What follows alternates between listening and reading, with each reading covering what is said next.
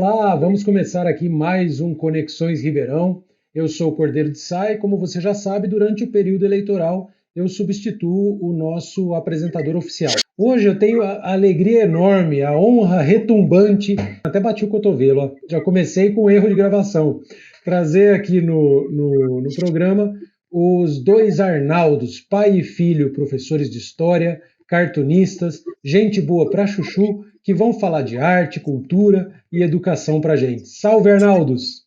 Salve, Sá! Vamos falar hoje de muita coisa por aqui, né? Mas o importante que eu acho para o nosso público saber, acho que vocês são muito conhecidos aqui, tem muita meninada boa aí assistindo a gente hoje, porque são professores muito amados aí por onde passam, né? Mas eu queria que vocês falassem então para a gente como é que é isso, né? Como é que é ser quadrinista e professor de história? Vou falar um pouquinho da minha história primeiro, né? Que veio primeiro, inclusive.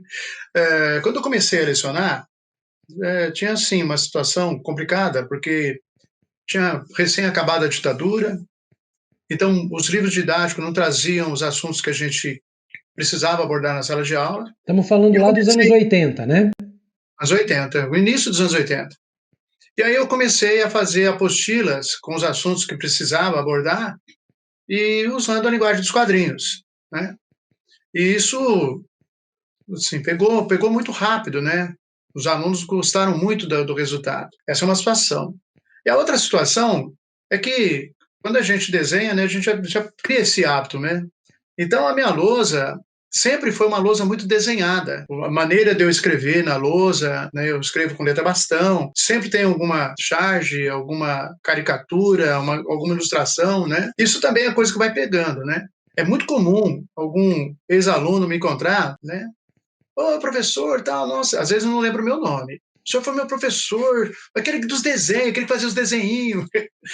O desenho todo mundo lembra, O né? Arnaldo, só falando aqui para o pessoal, porque tem gente que assiste a gente no YouTube, na televisão, tem gente que está ouvindo como podcast ou no rádio. Essa entrevista, para quem só está ouvindo a gente, vale a pena assistir, porque enquanto a gente está falando aqui com os Arnaldos, tá passando fotografias, imagem dos desenhos deles, das obras em quadrinhos, tá? Vai ser uma entrevista bem ilustrada. Então, e aí, assim, o desenho e a aula, né, comigo também sempre estiveram juntos, né? Não tem uma separação onde eu desenho, onde eu leciono, né? Eu leciono desenhando e desenho lecionando, né? Meu trabalho também como artista é um trabalho voltado, né, muitas vezes, né, de propósito, outras vezes, assim, acontece mesmo, né, quando eu vejo o resultado do trabalho, eu falo, caramba, isso aqui estou lecionando de novo, né? Então, mesmo quando a gente faz uma charge, um quadrinho de humor, né, um quadrinho infantil, mas sempre alguma coisa a gente está passando, né? Sempre tem uma mensagem ali, né? Nunca é gratuito, mesmo que não tenha intenção. E o outro Arnaldo, né? Porque é difícil conversar com dois Arnaldos ao mesmo tempo, né? A gente chama e os dois respondem, né? O Arnaldo Neto, como é que é isso para você? Porque você já vem na esteira do seu pai aí, né? Sim, Sá.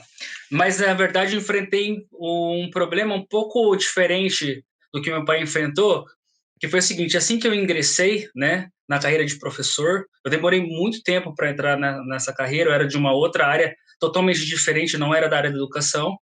E quando eu entrei, eu me efetivei numa cidade próxima aqui, numa cidade muito pequena, de 12 mil habitantes. Então, estava dando aula numa periferia para alunos muito carentes e eu não tinha nenhum livro didático. Não é porque o livro era fraco, a gente não tinha o material didático. Que cidade? Então, São Simão, cidade próxima aqui.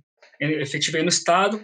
Então, lecionava lá numa escola particular e lecionava numa escola pública, né? E eram realidades totalmente diferentes. E na escola pública, eles não tinham material. E eu queria que realmente eles aprendessem, né? E como é que você vai falar, por exemplo, de feudalismo, de Roma Antiga, de Egito Antigo, para alunos que não vão ao cinema, que poucos têm, assim, acesso ao computador, apesar de falar, nossa, mas nos dias de hoje e tal, não tinham acesso a nada. Então, e quando eu trazia algum texto, para eles era muito complexo, até as palavras, essas coisas não ficavam muito interessantes, né? Ficava aquela aula tediosa. Então, o que eu começava a fazer? Eu quadrinizei, eu pegava os conteúdos, né? porque eu tive aula com meu pai no fundamental. Então, eu estudei nas apostilas que ele desenhava. Então, eu peguei isso como referência e coloquei. Deu muito, muito certo. Então, às vezes, um desenho, uma imagem, ela comunica mais do que um texto de 10 páginas. Aí, a partir da imagem, eu começava a discutir com os alunos. Então, o que acontecia? Tinha muito interesse, né? Porque isso diminuía muito a questão, principalmente disciplinar. Sim. Quando você escolhe uma metodologia que o aluno ele se sente pertencente ali, ele começa, ele se apropria daquilo. Então, o desenvolvimento dos alunos assim foi gritante, foi muito grande. E o que é curioso, como a cidade era muito pequena, o que eu fazia na escola pública, eu tive que começar também a fazer na escola privada, apesar de ser um sistema apostilado, né, que a gente não pode muito sair do esquema, mas eu tive que correr ali paralelo, fazer os desenhos, e isso acabou virando uma marca. Faço mais ou menos como eu aprendi com meu pai na sala de aula e na vivência, porque a gente, acho que assim, educação é a todo momento, né? Acho que a gente educa mais com o exemplo ou vivenciando do que alguma coisa que é falada. O mais bacana é quando o aluno começa a reproduzir isso no caderno. Primeiro ele copia o que tem na lousa, depois ele começa a criar também. E assim, é um prêmio, né? Quando você pega o caderno do aluno assim, tem desenhos do aluno ilustrando um trabalho que eu não fiz na lousa, que ele fez por conta própria. Mas era, né? Isso que eu ia pegar. Acho que tem uma aula dupla aí, né? Uma coisa é você, além de proporcionar essa iconografia, que às vezes o aluno não tem na cabeça. Em alguns lugares você não vai ter essa possibilidade tecnológica de acessar as imagens, né? Então você vai lá e desenha na lousa. Além do conteúdo de história, você está dando um exemplo prático de que é possível desenhar, né? E ver alguém desenhando é uma delícia, né? Mesmo quem desenha, gosta de ver quem desenha também, desenhar. Eu fico imaginando a molecada aí deve falar, eu também quero, e aí sai rabiscando, é um baita do incentivo legal, que bacana isso, que bacana. Tem uma situação que é um drama, que é desenhar mapa, né? O mapa é sempre um drama, né? E eu brinco com meus alunos, eu chego e falo, quem, por exemplo, se a aula é de manhã, quem tomou café da manhã hoje, né? Aí eles levantam a mão e falam, não era para ter tomado café da manhã, porque agora a mão não vai tremer, você não vai conseguir desenhar o mapa, porque para desenhar o mapa a mão tem que estar bem tremida. Se é aula à tarde, eu falo, quem almoçou, quem não almoçou. Enfim, para desenhar mapa tem que estar com fome, então, né? Porque aí a mão treme, aí o mapa sai direitinho. E com isso, assim, visualizando o mapa, de tanto fazer, aprender a localização fica muito fácil depois.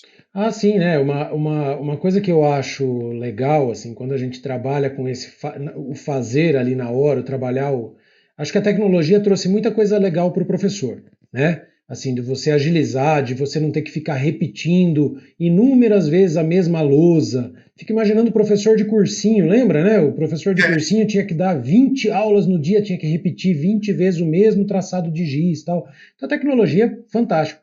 Mas algumas metodologias assim mais participativas mesmo, de mais troca, também são muito importantes para a gente não perder a humanização na sala de aula, né? E acho que isso é a cara de vocês. Queria que vocês falassem um pouquinho disso. Isso que você falou, Sai, é muito importante, né? Essa questão das metodologias ativas, quando você coloca o aluno como protagonista, né? Então, o que acontece hoje? Hoje você media o conhecimento. Aquela coisa do professor de detentor do conhecimento, que ensina o aluno, aquela história que o aluno é tábula rasa, ele está aprendendo, isso se perdeu hoje em dia, né? Que a gente falou, assim, eu falei da minha experiência numa escola que não tinha nenhum recurso, mas eu utilizo isso em qualquer escola que eu vá dar aula, e mesmo hoje atuando na coordenação pedagógica, nós fazemos projetos em cima disso. Porque o que é muito interessante, e é que assim, diferente do meu pai, ele pode depois até contar um pouco, eu sempre tive muito apoio da gestão para fazer esse tipo de trabalho e muito apoio dos pais. Os pais começam, eles gostam, eles participam de todo o processo, né?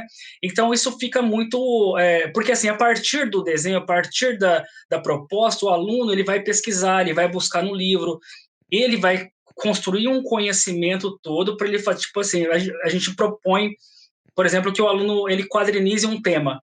Para ele fazer aquilo, ele tem que ir na biblioteca, ele tem que ir ao computador, ele tem que transformar um texto gigantesco, um capítulo, em 2 ou 3 páginas, né? E colocar ali a ideia dele e depois explicar. quando ele produz aquilo, ele se apropria daquilo, você não pode nem amassar, nem dobrar, que ele já está de olho em você, porque aquilo é uma produção dele, entendeu? E ele fica orgulhoso de ter. É diferente do professor ficar escrevendo lá na lousa, a mesma coisa que o aluno tem no livro, tem na internet, porque assim, sabe, por que fica tão desinteressante? Hoje em dia, um aluno que tem tecnologia, ele não precisa se limitar a ter aula com o melhor professor do bairro, da cidade. Se ele conseguir procurar, ele consegue ter aula com o melhor professor do mundo, o conteúdo. Agora, o interessante é o que você faz com esse conteúdo. Uma coisa é informação, outra coisa é a formação, entendeu? Então, quando você usa esse tipo de coisa, que o pessoal fala, né, muito, eles não ligam, no começo tinha essa questão, eles não ligam para essa questão do desenho porque eles são tecnológicos. Na verdade, isso cai um pouco por terra porque o jovem, o adolescente, ele precisa de um canal de comunicação, e o desenho ele comunica. Então você consegue estabelecer um canal de comunicação com o aluno. Tem uma coisa legal que eu acho que é importante a gente trazer, que é o seguinte, tanto o Arnaldo pai quanto filho, né? Na verdade, aqui a gente está falando de 3 Arnaldos. Quando a gente fala dos Arnaldos, a gente fala do Arnaldo filho, para o pessoal identificar, o Arnaldo neto, e tem o Arnaldo original, que já não está mais com a gente, mas que também tinha essa veia artística. Daqui a pouco a gente vai falar do Arnaldão, né? Vamos falar do Arnaldão aí. Eles são professores de história, são quadrinistas e têm um pé numa coisa importantíssima, que é o fanzine. A liberdade que o fanzine dá para criar, distribuir ideias, pensar em temas, é uma coisa muito bacana, porque está livre das editoras, está livre do mainstream, né? É uma coisa muito alternativa mesmo. E vem de antes da internet. Se hoje a gente tem o Instagram para divulgar todas as coisas, antes a gente tinha máquina de Xerox. E eu queria muito que vocês falassem para mim desses começos aí. Opa, boa. Então, sabe, como você mesmo disse, né, o Zine é a liberdade de criação total, né?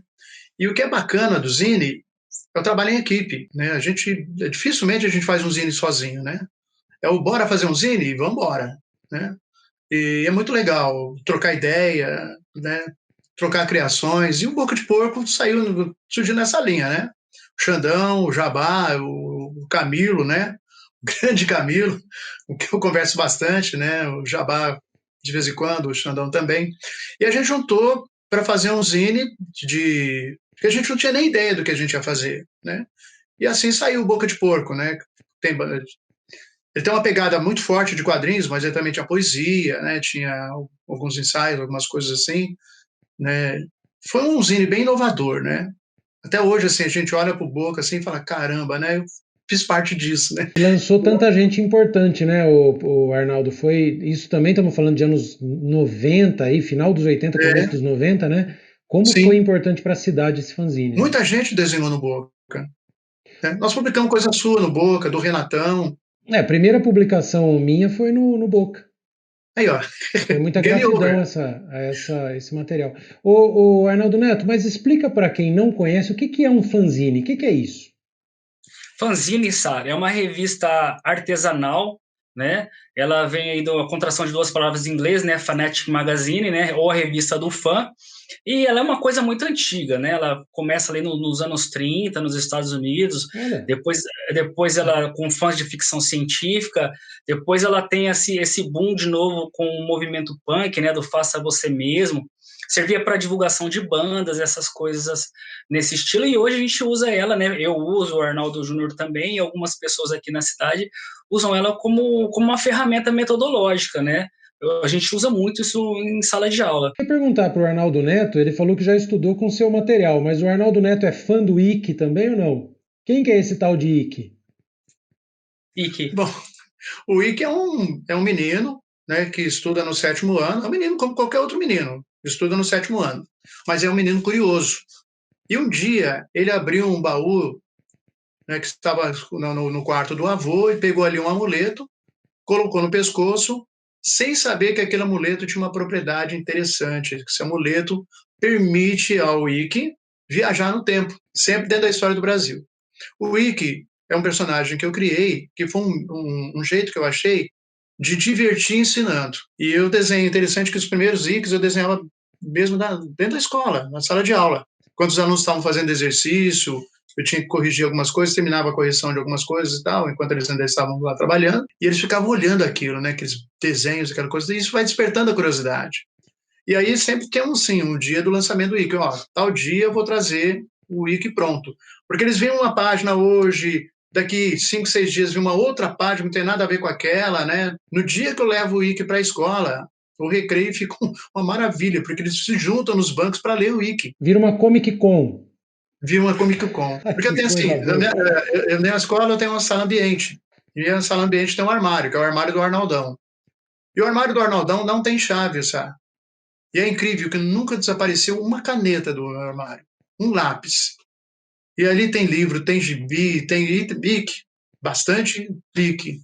E eles pegam, eles entram, pegam, tem enciclopédia, coisa que não se usa mais, né? Meu armário tem uma enciclopédia, e eles usam a enciclopédia, às vezes, em outras disciplinas, eles entram, eles têm a liberdade de entrar, pedir, sempre, professor, vou lá pegar a enciclopédia. Não, pode pegar. Né? Eu vou pegar tal gibi, estou em aula vaga agora, eu vou pegar tal coisa. Então, o armário do Arnaldão é um armário comunitário. Né? E assim, e o dia do lançamento do wiki, né, o armário vira uma festa, né? Os Arnaldos, a gente falou no primeiro bloco do Arnaldão. E quem que foi esse cara? Quem foi o Arnaldão, o Arnaldo original? Sabe, meu pai, o primeiro Arnaldo, né, Dom Arnaldo I, o meu pai, assim, ele um cara que fez até o 4º ano de grupo, mas era de uma inteligência incrível e muito criativo. Né? Meu pai fazia paródia de música, ele teve grupo musical assim, na linha dos Demônios da Garoa, assim, né? Aqui em Ribeirão. Ele aqui em Ribeirão. Ele fazia paródias musicais com esse grupo e tal. Escrevia enquete de teatro. Depois ele foi... Meu pai era gráfico, né? Aliás, eu aprendi a ler e escrever na oficina de tipografia. E meu pai foi trabalhar numa tipografia, numa usina aqui na região, e ele fazia o jornal da usina. E é ele que redigia tudo, né? Algumas pessoas entravam com alguns artigos e tal, mas ele fazia toda a parte redacional, né? Era meu pai quem fazia. E ele tinha, nosso sobrenome é Baco, ele tinha uma coluna chamada Sobaco, né? Que era uma coluna de humor, né? Que ele fazia as piadas dele. Meu pai era uma pessoa muito bem-humorada, né? Grande trocadilhista, fabuloso para fazer trocadilho, né? Você conversava com meu pai, 5, 6 palavras e já estava saindo com trocadilho, né? O Arnaldinho Neto, você conheceu o seu avô? Você chegou a conviver com o seu avô? Convivi com meu avô muito tempo, né? Na verdade, a vida toda, né? Convivi com meu avô. As minhas férias, como meu avô, ele foi embora de Ribeirão Preto quando eu era muito jovem, né? Eu era criança. Eu passava minhas férias todas na casa do meu avô. E você, o que você lembra dele? Uma história rápida que você lembra do Arnaldão original. Eu lembro dele fazendo trocadilhos e, às vezes, com um humor um pouco ácido, colocando as pessoas, às vezes, até em constrangimento. E eu não sabia muito o que eu fazia, porque eu ficava com muita vergonha, né? E minha avó também, né? Eu lembro dele levando bronca da minha avó o tempo todo, porque ele não falava e não ria, a gente não sabia se ele estava falando sério ou se ele estava brincando, nem a pessoa. Então, como é que chamava sua mãe, Arnaldinho? Era Arnalda também ou não? Não, é Jair. Jair. Mas Jair, a dona Jair era da censura, então. Eu segurava a onda do Arnaldão. Sim, muito. O Neto, e quem que é o Arnaldo Filho? Conta pra gente, quem que é esse cara aí do lado? Cara, esse cara do lado, vixe, ele é um professor de história. É difícil falar dele, viu? É meio complicado, porque assim, a gente se parece um bocado, né? Então, quando eu falo dele, parece que eu tô falando de mim também, é a mesma coisa. Porque assim, meu pai, ele é na verdade, eu continuo o legado dele, né? O que ele faz, o que ele fez, é o que eu tento fazer. Eu sempre tentei não copiar, mas me espelhar, né? Meu pai sempre me inspirou.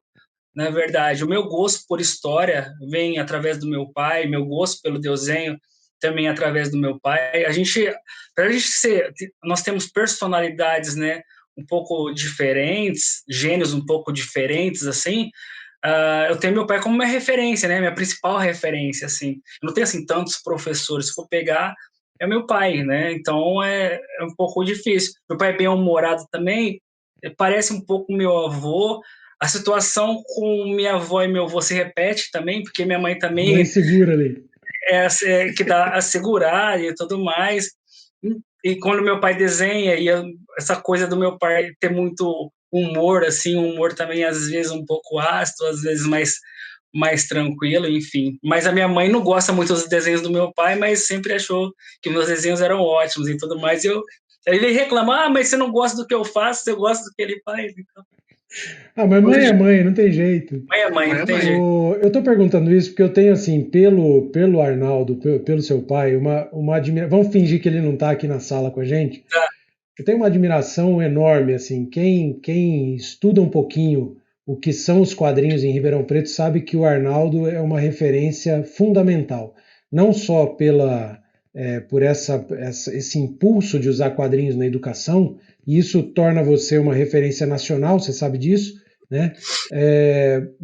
Não, fingi que ele não ia estar na sala, estou falando com ele, não. Então, torna o seu pai uma referência nacional, né? Mas também pela importância que tem local nos quadrinhos, assim, um cara que está sempre presente aí no material que está sendo feito, conversa com o jovem, conversa com o mais velho, enfim, é uma referência para todos nós. Então, por isso que eu pus eu queria saber de você também qual era a sua leitura. O que eu queria perguntar para vocês agora é o seguinte: como é que essa liberdade dos fanzines, né, que vocês são criados no caldeirão dos fanzines, como é que essa liberdade vai para o dia a dia nos dias de hoje?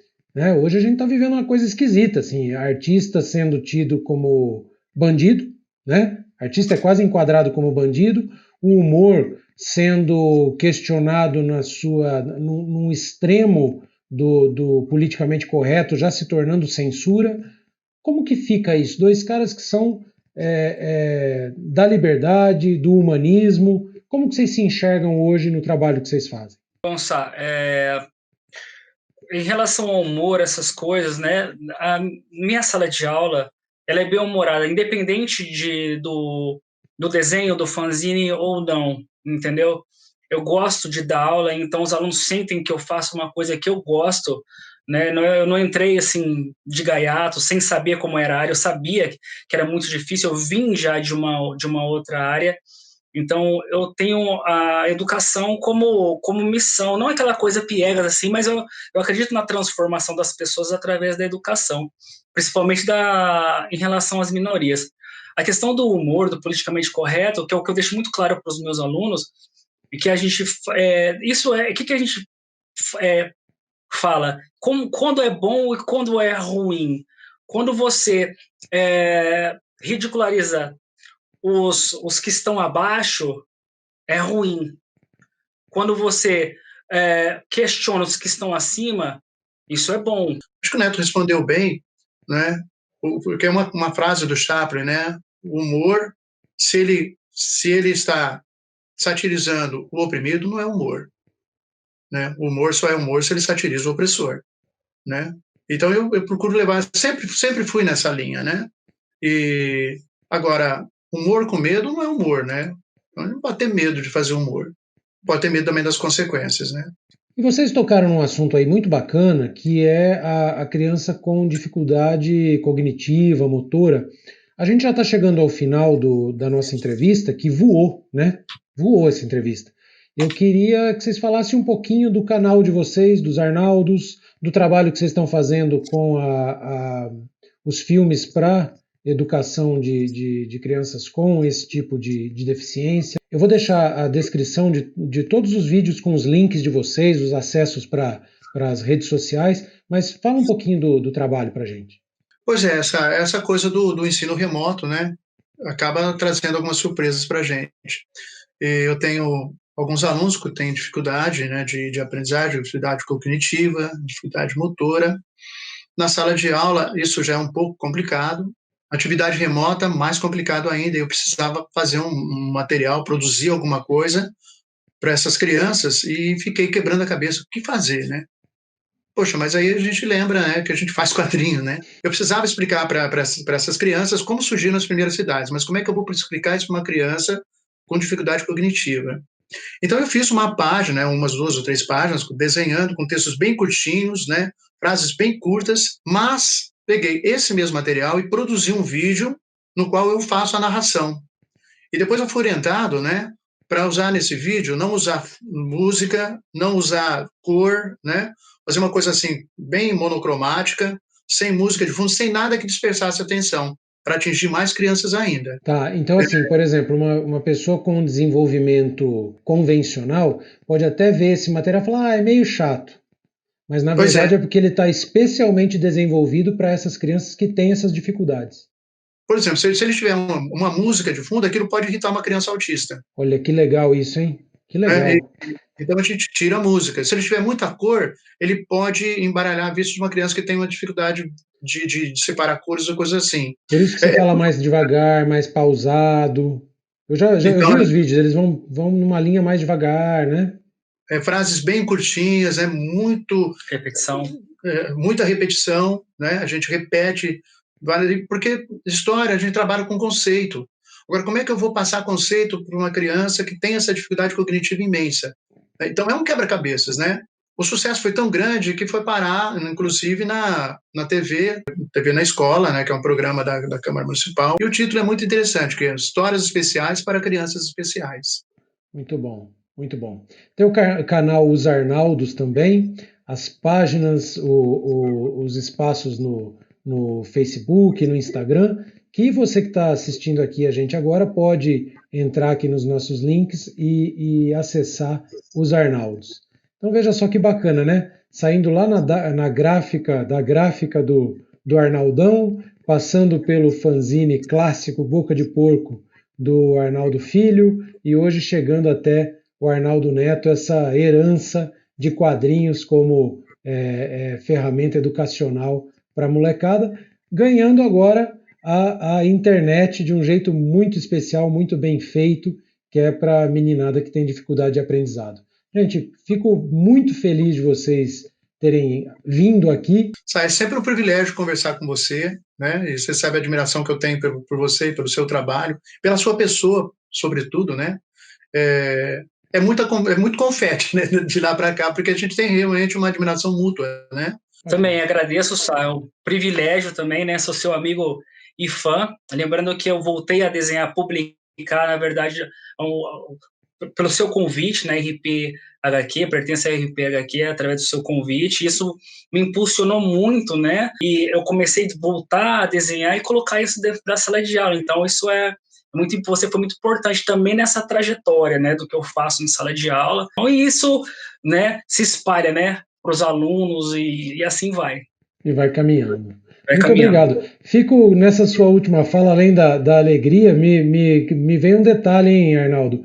O melhor celeiro de quadrinistas são os bancos, né? Porque o que a gente sabe de história de quadrinista bom, que saiu do banco para ser quadrinista, é demais, né?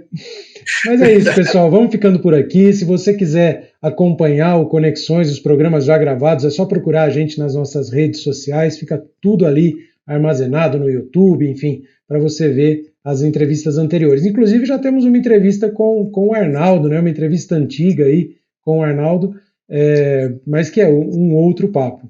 E até a semana que vem, então, quando a gente volta com o próximo programa. Até lá!